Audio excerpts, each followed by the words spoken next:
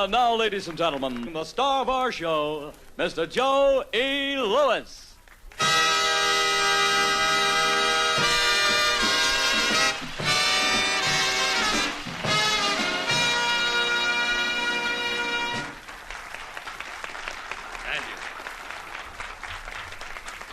Thank you, ladies and gentlemen.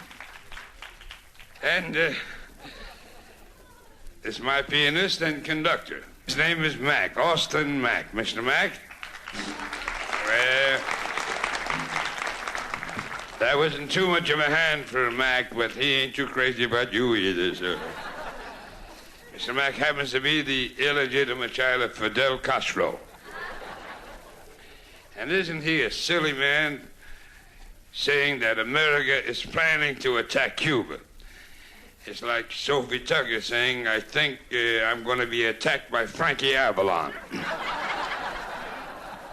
Silly.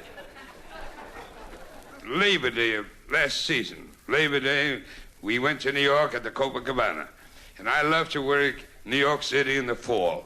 It's so thrilling to walk on Madison Avenue and see the trees turn from charcoal gray to charcoal brown. And what a kick I get when I ride the 3rd Avenue L. I know they tore it down, but I still ride it. That shows you the shape I'm in. And how thrilling it is to walk through Central Park in the evenings and watch the young lovers mugging the old lovers. Yes, there's no town like New York. I know it's torn up and dirty and violent, but deep down in my heart, ladies and gentlemen, I hate that town. And then we had a lot of fun around New York working with fellow performers like Mort Saul. He's the wildest thing in a dirty sweater since Lana Turner. And he is one comedian who doesn't go out for big laughs. He's so happy when the audience nods and says, how true, how true, how true. And I'm the same way. I don't go out for big laughs. I'm lucky if I can get a sickly grin some nights. And then there was another fellow I enjoyed, Shelley Berman, who has 2 albums, one inside Shelley Berman and the other outside Shelley Berman. He has a 3rd album called Up Shelley Berman. It's a wonderful album. And from New York City, we went to Dallas, Texas. And may I quote the words of a famous Texas outlaw, Neiman Marcus, who said, the world is a stage, so let's rob it. And we have a little song. A song called If This Isn't Love, It'll Have to Do Till I Get a Little Rest. Boom, boom, boom. And no knuckles, just the tips I like to hear. Now that you've elected the president of your choice, I'm sure Kennedy will do the best he can. Yes, he'll get the nation's backing, but his platform I found lacking. He promised nothing to the poor, forgotten man. There's no relief in sight for lonely nights. Not a cent will be spent for man's uncivil rights. There's freedom of speech and freedom to preach, but still no freedom for love. Potatoes will be cheaper, so will corn and rice. But show me a tomato who will lower her price. We should do away with the price we must pay for a cute young lady friend.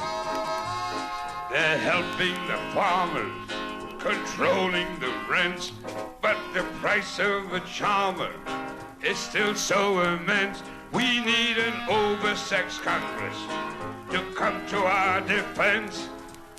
There ain't no justice. Those broads are busters unless there's freedom for love's sake. It cost me a lot, Every time that I get hot, I'm a man. I'm a man. This may sound like a drag, but to a neutral-minded fag, but I'm a man when I can. Since women got the right to vote, I've had one regret. At last we are free. Try to recute suffragette. Yes, women are free, except the kind that I get. The press I'm blaming for us poor laymen. There ain't no freedom for love. Ask any bellhop. There ain't no freedom for love.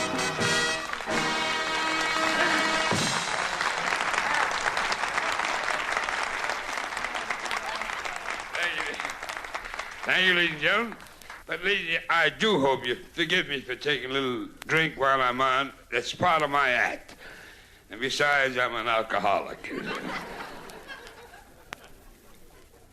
I'm not a big drinker. I just put away a lot of little ones. I mean to say, I'm not a steady drinker because I shake too much. But I take care of myself. My doctor is here, Dr. Kohler. Dr. Ted Kohler, and he tells me if I keep drinking, I'll never see a ripe old age. And I don't believe the dear doctor. Because every night I see more old drunkards than I see old doctors. So I'm going to have fun now, not when I'm old and wrinkled, but now when I'm young and wrinkled. But my doctor, Dr. Kohler, told me I have the body of a kid. A very sick, shriveled up kid. That's why I take care of myself. I go to a famous bodybuilding studio. Not Vic Tanny's, but his sister, Fanny Tanny.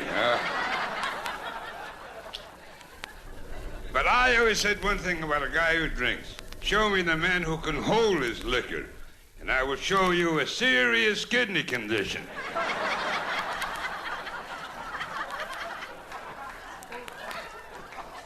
But, le cinquième livre, le pas cinquième. That's an old French saying. Victor Hugo said that. That means you can lead a horse to water, but if you can teach him to lie on his back and float, then you got some.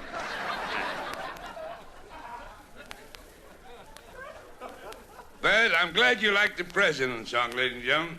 And I can imagine right now Mr. Kennedy in the nursery singing lullabies to his new baby boy. And it's nice to know he did a little campaigning at home, too.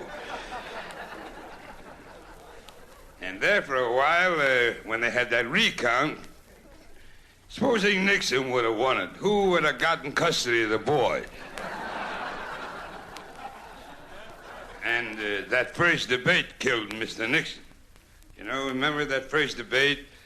Nixon sat there so different, so self-assured, and so sincere. I thought the narrator was going to say, will the real Richard Nixon stand up? You know? But on that debate, Mr. Nixon looked like a guy who's going to sell a used car. And Kennedy looked like the guy who owned the lot. That was... And they're both good men, and I'm no Republican or Democrat. I happen to be an osteopath, ladies and gentlemen. I work around joints all my life, yeah. Well, are you ready, partner? They call me Ready Joe. Next time, not too much ice, you can get pneumonia from the ice around there. Good. Thank you. May I quote the words of Byron? Irving Byron, a bartender, you don't know him, said. He worked here, but they caught him with his Duke and the tambourine one night. And Byron said, it is easy to grin when your ship comes in and you have the stock market beat. But the lad worthwhile is the lad who can smile when your shorts are too tight in your seat. Oh, boy. That's the only way I can fix this without being vulgar. I'm sorry.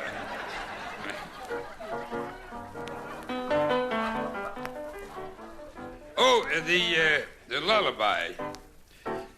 He will sing it like this, I imagine. Rock-a-bye, baby, sleep all night through. J. Edgar Hoover is watching you. Dream happy dreams without any fears. You'll have Daddy's job in 34 years. I have a leaking personality tonight, ladies and gentlemen. Last night I happened to swallow a shot glass. So I don't feel too good.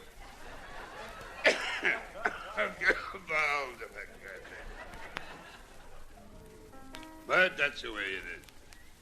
Feel good. That's the main thing. I shouldn't drink. I had an operation recently. I was in Hollywood, and I got this stomach trouble, and I went to this Dr. Kohler. And not Colin, Kohler.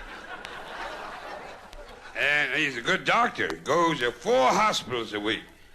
He's a very sick doctor, this fellow. And he's a very busy doctor. I sat around in his office, read all the magazines. And wasn't that awful about that Titanic? Gee, I cried. So he advised me to go to the Cedars of Lebanon Hospital. And they looked at me and examined me, gave me a 50-50 chance. So I got scared. Then I went to St. John's. There, I got 8-5 over there. And I was on the operating table 5.5 hours. That's more sleep than I had in 30 years. And they cut me open, took out all the losing mutual tickets I had there. And they found I had too much blood in my alcoholic stream. And if I was alive today, I'd be a very sick man. Then I was in a coma for 3 days. A coma was the name of my Hawaiian nurse, ladies and gentlemen. Beautiful girl. Beautiful girl, well-bred, and not too badly buttered either. Yeah. And if my surgeon made my incision 2 inches longer, tonight I'd be doing a sister act with Christine Jorgensen.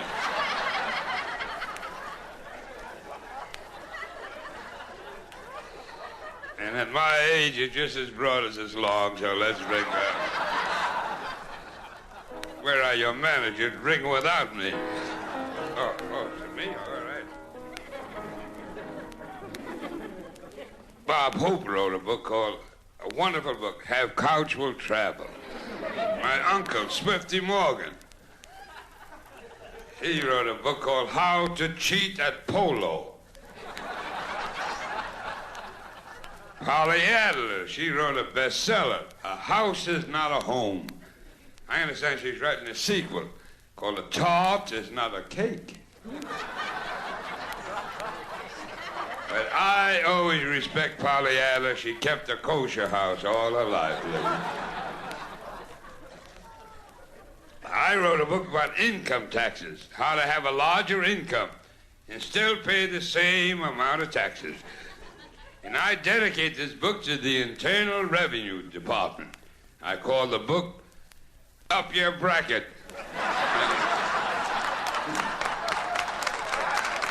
Wonderful.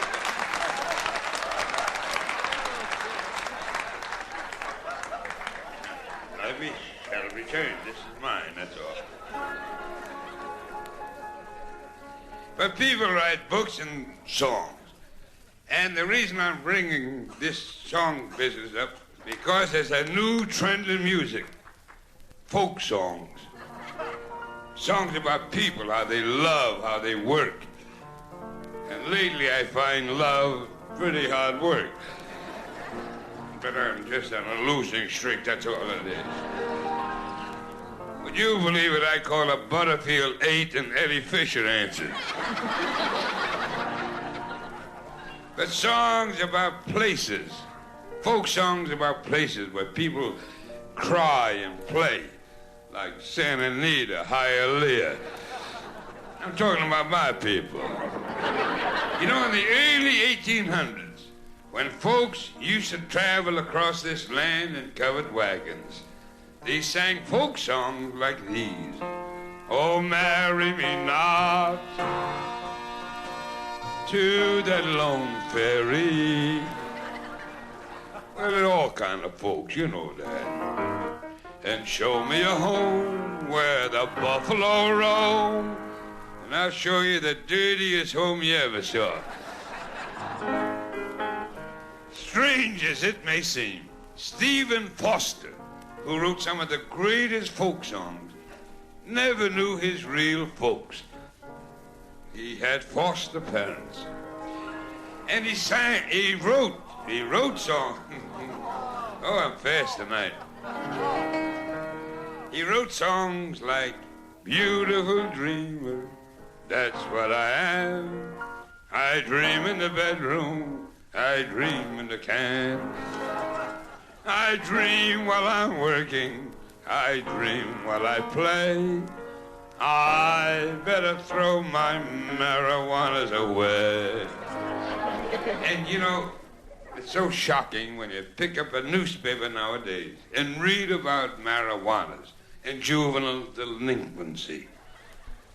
Jiminy crickets. When we were kids, nobody ever heard of juvenile delinquency. We were full-fledged criminals. And I admit once I did smoke a marijuana, but that was by mistake. I thought it was opium. Mistake. This is the first song Stephen Foster wrote. Boom, boom, boom, boom, boom, boom. Oh, Susanna, don't blame that on me. Some guy from Indiana put that kid upon your knee. May I quote the words of Shelley, or Keats, or any handicapper? But I think it was Shelley who once said, show me a drunkard without his false teeth, and I will show you a gummy rummy. Yeah. But the greatest folk song that Stephen Foster ever wrote, that will live on and on until the night. I'm coming, and my head is bending low. 'Cause thanks to Mantan, folks all call me, oh, the Black Joe. But the number one folk song on the hit parade today, a song called John Henry. You'll know it when you hear it. It goes like this. Get out of the John Henry. I knew you'd know that song. At this part of my act, I'm supposed to run off the stage and then come back and take a bow and make a federal case out of it.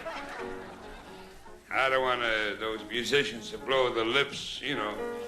So I stay here and I'll give you some Metricol. It's my new drink, Metricol and gin.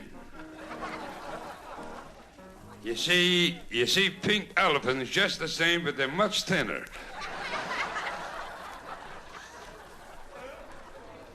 Last year I changed my drink. I drank vodka with carrot juice. You get drunk just the same, but you see better. Isn't it funny nowadays all the heroines play streetwalkers, and like Susie Wong, Butterfield 8, Never on Sunday, the 3 matinees on Saturday, you know. And you notice that lately. Years ago, all the big actresses like Jennifer Jones and Loretta Young, Ingrid Bergman, they always rushed to play sisters in the convent. Now it's a cycle. Everybody's a Scarlet Woman. What a switch. From none to fun. Isn't that awful? Oh, gosh.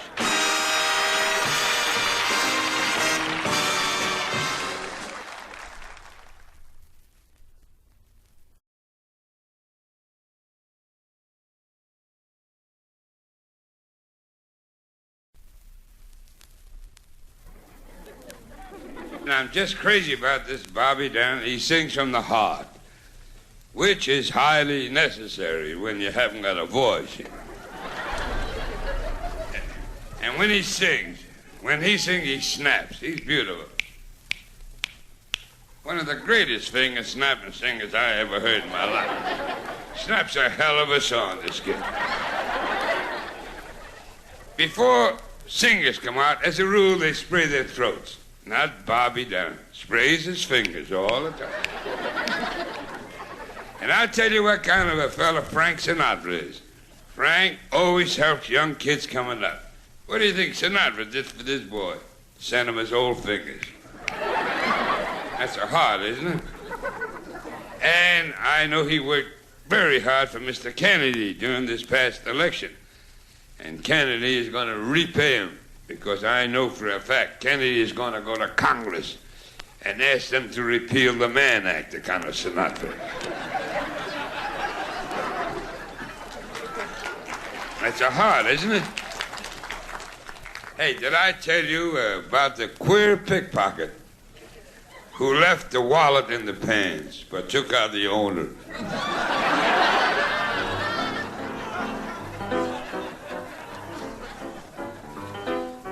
Shine, sun, the moon. You think I'm too sexy for television? Ja, Gabor. A toast to a noble woman who is dedicated to the proposition, and that's all. And I saw where Bridget Bardot tried to commit suicide. But thank goodness they revived her with a few good publicity shots.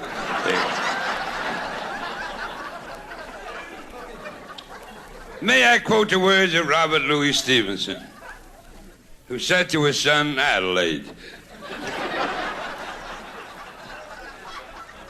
Adelaide Stevenson, who has a great genius of saying the right things at the right time to the wrong people.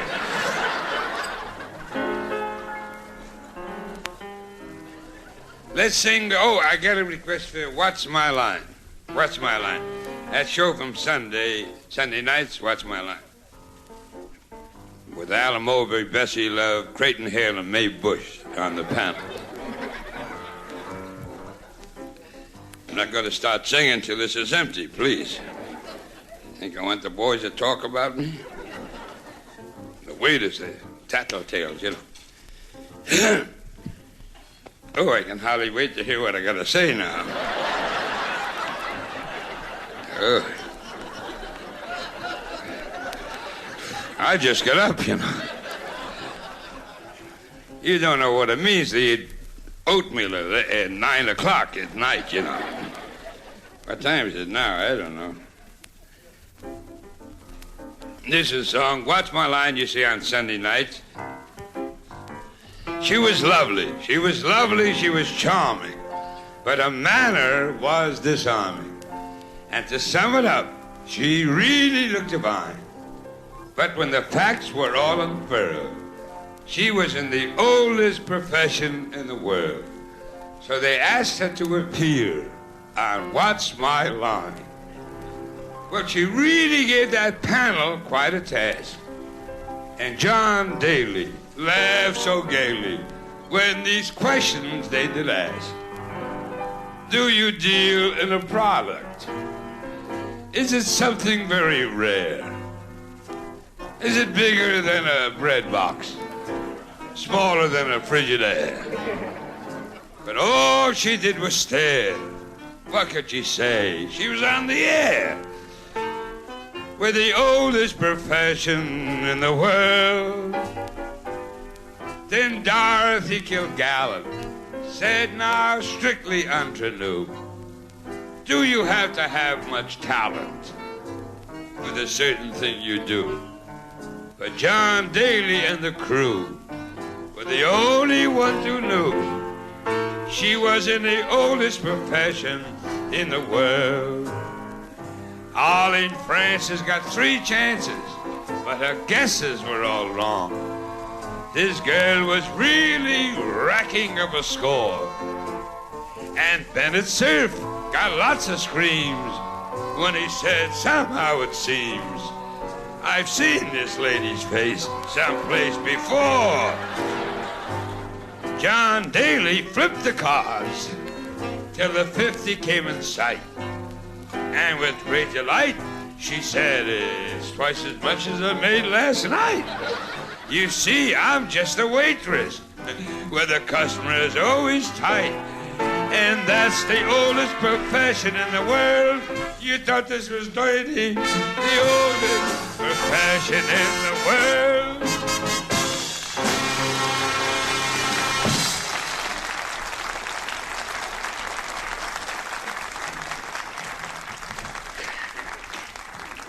Thank you, ladies and gentlemen. And I'm so happy, ladies and gentlemen, I just signed a contract to do a Western on television. I've never been on television shows. I've been on, like for Ed Sullivan. I like to work for Ed because he has a great personality. He can light up a whole room just by leaving it. But a wonderful guy. And I knew him before he became a newspaper guy, years ago in Los Angeles. And even as a kid, Ed always cashed in on his bubbling personality. In those days, he worked as a greeter at the Forest Lawn Cemetery. And on account of the expression of his face, the job became dangerous. On 3 different occasions, they tried to bury him. But this is a Western. As a matter of fact, ladies and gentlemen, Zane Grey called me last week. He wants me to star on the Dick Powell Theater. Oh, it was a Dick Powell that called me last week. At this time of the night, please don't ask me to be specific. If I'm standing up by now, you've got your money's worth. I'm sorry. But this is a Western where I play the part of a fearless marshal from Plymouth City. We ran out of Dodges that year. See? And my name is Marshal No-Lid. No-Lid is Dylan spelled backwards. And I have an assistant called Chester. Mr. Dillon, you know, nothing wrong with Chester's leg, you know. He wears tight jockey shorts all the time, you know. Nothing wrong with his leg. And in my play, he walks just like anybody else. But here's the switch. I have a hell of a limp. Then I have another assistant called Tante. Tante used to be known as Tonto. And recently he had an operation in Denmark. And he came back as Tante. As if I haven't got enough troubles, I have to have an Apache fag on my hands. Well, one day, Chester and Tante, they walk in my office and they tell me that the terror of the West, Dirty Bill, he's drunk full of firewater. And he said he's going to gun me down on the streets at high noon. What do you think I'm going to sing, Babaloo? Now the tension starts. All the citizens of the town are gathered on the main street, waiting for the bloody showdown. And the hands of the clock are almost at high noon. And everybody starts to sweat. The citizens, Chester, Tante. Even the hands of the clock begin to sweat. And if there's one thing that makes me sick, that's a sweaty Longines. Can't stand it. Now my enemy, Dirty Bill, reaches into his holster and fingers his Colt. How he ever got that horse in the holster, I'll never know. And everybody cracks up from sheer excitement. But I'm calm. I'm cool. I'm self-assured. I'm on a stagecoach 200 miles away. We're calling this series Frontier Yellow Belly. And we do a song in the series, a fast song called Ballerina. Ballerina. Will you hold this, my dear? Thank you. And don't fool around, that's mine. Yeah? And no knuckle, just play with the tips, will you? I'm drunk all the time, this piano player. Been with me over 20 years, and the funny thing, I never knew he drank till he came to work sober 4 weeks ago. So I watch him all the time. Arrangements, that's all. The ballet was starting at Carnegie Hall as the last ticket stub had been torn. And the maestro was frantically giving it all. A star was about to be born. As the new ballerina appeared, she did a high kick near the lights. The women all fainted, but the men stood and cheered. She forgotten to put on her tights. Her poor little heart was filled with fright. But the maestro said, "This is your opening night. So dance, ballerina, dance. You mustn't muff your chance, though you forgot to wear your pants. Show what you're made of glass. Your shiny soon will pass, so whirl around and show your class. If it is fame you seek, don't let them think you're meek. Show them you have lots of cheek. And just pirouette with grace. The critics in the place will shout, "Good Lord, a brand new face." You must dance on. You're in the ballet roost. What if your dying swan looks like a dying goose? And just do a nice arabesque. Though you may look grotesque, who knows, it might bring back burlesque. Wow! So dance on without your pants. The critics are aghast. You've even shocked the cast. You may be embarrassed, but ballerinas dance, dance, dance.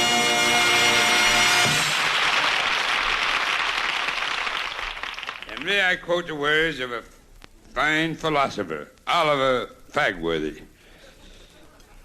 It's not only his name, that's his point of view, sir. Who once said, "Show me a woman who makes love to beat the band, and I will show you a very beat-up band." But there is an old Norwegian saying that covers everything my heart. Il provit, il griven navja.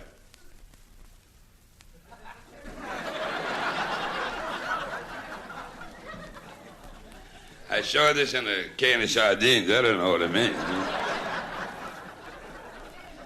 Must mean something, they wouldn't put it on. And please forgive me for taking a bit of a sip. I'm a fellow who believes in the good book. And the good book says, man shall not live by bread alone. And I'd rather be drunk than hungry. You know, there was a wise old prophet, John the Baptist, who once baptized the fish in the holy waters of Mount Sinai when he said, "Holy mackerel, there's Andy."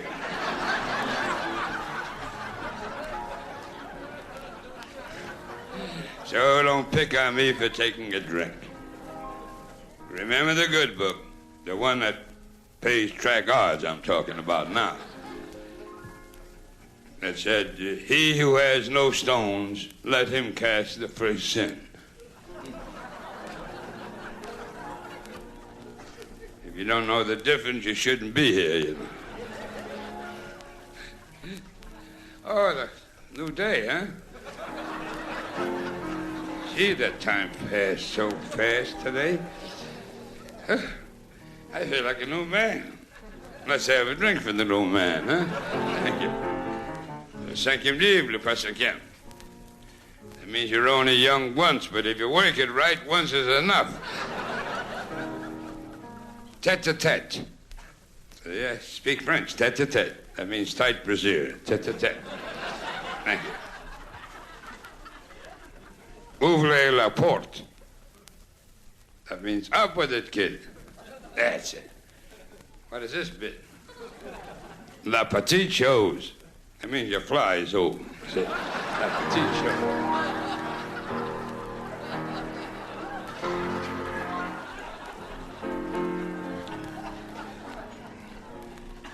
This great philosopher, Oliver Fagworthy, ladies and gentlemen, he said one thing that always remained in my noodle. It doesn't matter if you let money slip through your fingers, or even if you let love slip through your fingers. But if you let your fingers slip through your fingers, you're in trouble. Oliver Fagworthy. Oliver Fagworthy was born in 1900, died in 1904 from hardening of the arteries. And in the last few months of his life, he became very senile. And when he was a kid, his folks sent him to London. He was riding on a pony once, and he heard cries of help, help, coming from the palace. And Oliver Fagworthy rode right in with his horse. There was a dragon attacking the princess, and with one mighty swipe of his sword, cut the dragon's head off. Then Oliver Fagworthy did the noble thing. He attacked the princess himself. They don't make him like Oliver Fagworthy anymore. So thanks a million. Do you think I'm too tall for radio? And my dear friends, the time allotted me has expired. And as one rabbit said to the other rabbit, I think you ran too long. That was the American rabbit. There's a difference between the American rabbit and the French rabbit. The American rabbit goes hippity-hop. French rabbit goes lickety-split. Say, there's a difference here. And when you leave, please take it easy. The traffic around here is a little rough. If you drink like a fish, swim. Don't drive. But if you have to drive, drink. That's the only way you'll face traffic with confidence. And my dear friends, let us all remember the most wonderful words from Lyndon Johnson. Senator Lyndon Johnson, when he made that speech, the acceptance speech, when he said, let's all get together and drink prune juice and keep America moving. Lyndon Johnson. And I hope Mr. Kennedy will remember the words of a wise statesman who said, talk soft, but carry a big stick. Ruba Rosa said that. I know it was Teddy Roosevelt, I know that, but I can't get a laugh with Teddy Roosevelt's name. And what's the difference, Teddy Roosevelt or Ruba Rosa? They were both rough riders. Well, I'm going to have one for the dressing room. May I? Sinatra did my life story, ladies and gentlemen, in a picture called The Joker is Wild. And those of you who saw the picture, it wasn't my true life story. Paramount couldn't get a liquor license. But it was a good picture. And besides, you saw the picture? Oh, fine. And besides Sinatra doing a great job, another wonderful actor, Eddie Albert, he played the part of Mr. Mack. Mr. Mack has been with me, as I told you, over 20 years. Unfortunately, he passed away 3 years ago. I ain't got the heart to tell him. But I will always admire Eddie Albert for one thing. Before he went to work on the picture, he took 6 piano lessons just to be like Mr. Mack. And that's twice as many as he took. Then there were two girls in the picture, Jean Crane and Mitzi Gaynor. They were supposed to be in love with me in my early days of vaudeville. And I must have been stiff. I can't remember these broads at all. Yeah.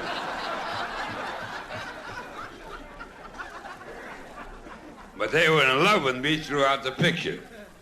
And sometimes I think Sinatra had more fun playing my life than I had living it. But that's the way the Pepsi pops, you know. And a lot of friends of mine, after the premiere of the picture, came to me and said, why didn't you do your own life instead of having Sinatra do it? I said, well, you don't understand. Sinatra's box office. He has a way with girls. And ladies and gentlemen, in all due modesty, I have a way with girls, too. It's expensive, but it's a way, you know. Well, I think you've had enough of me. I know I've had enough of you, too, see. But I want to thank you for watching and laughing at the ridiculous things I've done up here. And I've been watching you, too. You're pretty ridiculous yourself, you know. And so in the shank of the evening, when the swordfish begins to rust, and the herring begins to marinate, and even a matzo begins to boil, may I thank you very much and leave you with the words of another great American, Abraham Lincoln, who on his deathbed said to his wife, you and your goddamn theater parties.